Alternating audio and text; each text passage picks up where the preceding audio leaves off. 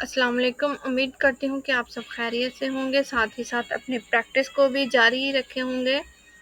तो पहले हमने देखा था कि पाइथन क्या होता है, पाइथन के फीचर्स देखे, पाइथन को की इंस्टॉलेशन देखी, पाइथन को इंस्टॉल करते कैसे करते हैं, उसका सेटअप कैसे करते हैं। उसके बाद वीएस कोड की इंस्टॉलेशन देखी, वीएस कोड को सेटअप करना देखा। आज का जो हमारी क्लास होगी ना, वो होगी हम अपना पहला प्रोजेक्ट क्रिएट करना सीखेंगे वीएस कोड में। तो काफ़ी इंटरेस्टिंग होने वाली है क्लास कि इसमें हम कौन से फंक्शंस को कॉल करेंगे। और आज का लेक्चर मिस ना करिएगा आप लोग। सिंपली हम अपने वीएस कोड को ओपन करेंगे। जैसे ही हम वीएस कोड को ओपन करेंगे तो ये इंटरफेस आपके सामने शो हो जाएगा। सिंपली अपने न्यू फाइल के ऊपर क्लिक करना है और अपना, मैं तो इधर लिखूंगी first project dot P Y. आप कोई भी अपनी मर्जी से नाम लिख सकते हैं। फर्स्ट प्रोजेक्ट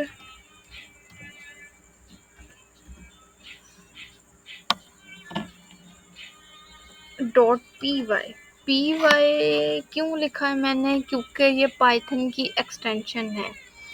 पाइथन में आप जो भी फाइल्स बनाएंगे तो आप उसे डॉट पी वाई से ही सेव करेंगे, क्योंकि पाइथन की जो एक्सटेंशन है ना, उसे डॉट पी वाई से मेंशन किया जाता है। जो एच टी एम एल है उसे dot H T M L से ही रिप्रेजेंट किया जाता है। तो इधर भी अपनी फाइल का नाम लिखते हैं।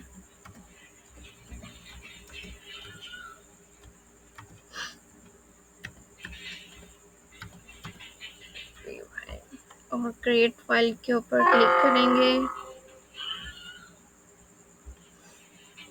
तो आपके सामने ये इंटरफेस शो हो जाएगा। अगर आप गौर करें इधर टॉप बार के ऊपर first project dot P Y के साथ स्नेक का आइकन बना हुआ है, क्योंकि ये पाइथन एक्सटेंशन जो हमने डॉट पी वाई लगाई उसका आइकन है। तो अगर आप dot H T M L लिखेंगे तो उसके साथ आपको उसके टैग्स का जो है ना आइकन शो होगा। तो आज जो हम अपने पाइथन में एक प्रिंट नाम का फंक्शन है, हम उसी को कॉल्स करेंगे, उसी से अपने तमाम फंक्शंस को प्रिंट करवाएंगे। जो हमारा फर्स्ट कोड जो हम रन करने वाले हैं वो है हेलो वर्ल्ड। तो चले स्टार्ट करते हैं। अपना फर्स्ट प्रोजेक्ट जो कोड है उसे लिखते हैं और रन करवाते हैं। तो सिंपली मैं इधर लिखूंगी पी और देखिए इसने सजेशन देना स्टार्ट कर दी। प्रिंट के ऊपर क्लिक करेंगे और circle bracket open and close करेंगे। अब जो हमारा हेलो वर्ल्ड है ना कोड, वो हम जो करेंगे ना वो स्ट्रिंग वैल्यू में लिख के उसको प्रिंट करवाएंगे। स्ट्रिंग एक डेटा टाइप्स है, वो मैं आपको डिटेल से आगे पढ़ा दूंगी कि स्ट्रिंग क्या होता है। तो सिंपली हम सिंगल कोटेशन और डबल कोटेशन में लिखेंगे। सिंगल और डबल कोटेशन में अल्फ़ाबेट्स, स्पेशल करैक्टर्स और सिंबल्स वगैरह को हम सिंगल और डबल कोटेशन में ही प्रिंट करवाएंगे। और जो वेरिएबल्स होते हैं उसे हम ऐसे ही प्रिंट करवाएंगे सिंगल और डबल कोटेशन के बगैर। तो इसमें हम लिखते हैं हेलो वर्ल्ड और इसे जो ये जो प्ले बटन है इसके ऊपर क्लिक करेंगे और देखिए इसने हमें हेलो वर्ल्ड प्रिंट करके ना आंसर जो उसका रिटर्न कर दिया है। अगर मैं ये सिंगल कोटेशन और डबल कोटेशन को रिमूव कर दूं तो देखिए इसने लाइंस को राइट कर दिया। इसका मतलब है कि आपने कोड गलत लिखा है। ये प्ले तो नहीं होगा, लेकिन फिर भी आपको समझाने के लिए बताने के लिए ना मैं इसे प्ले बटन पे क्लिक करती हूँ और देखिए सिंटैक्स एरर, इनवैलिड सिंटैक्स। तो हमको भी अल्फ़ाबेट्स, स्पेशल करैक्टर्स, सिंबल्स कोई भी हो उसे हम ये स्ट्रिंग वैल्यू में ही टाइप करेंगे। सिंगल कोटेशन और डबल कोटेशन में लिख के ही टाइप हो वो प्रिंट होगा। और इसमें सबसे बड़ी मज़े की बात है कि पाइथन में हम एक के साथ मल्टीपल प्रिंट्स करवा सकते हैं।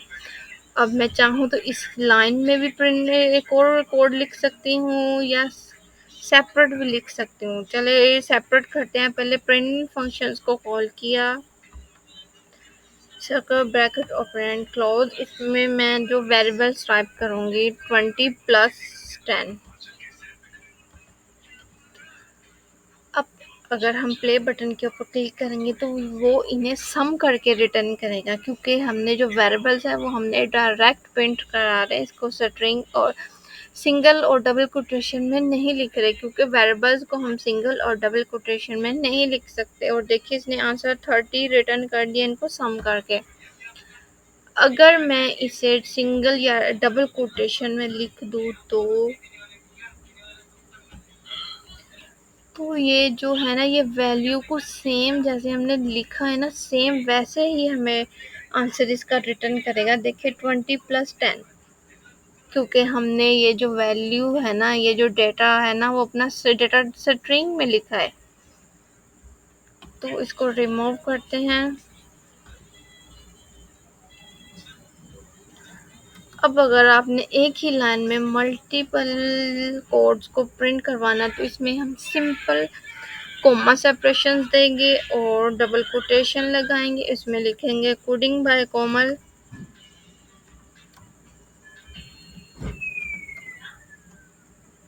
और ये इसे भी प्रिंट करके आपको दे देगा।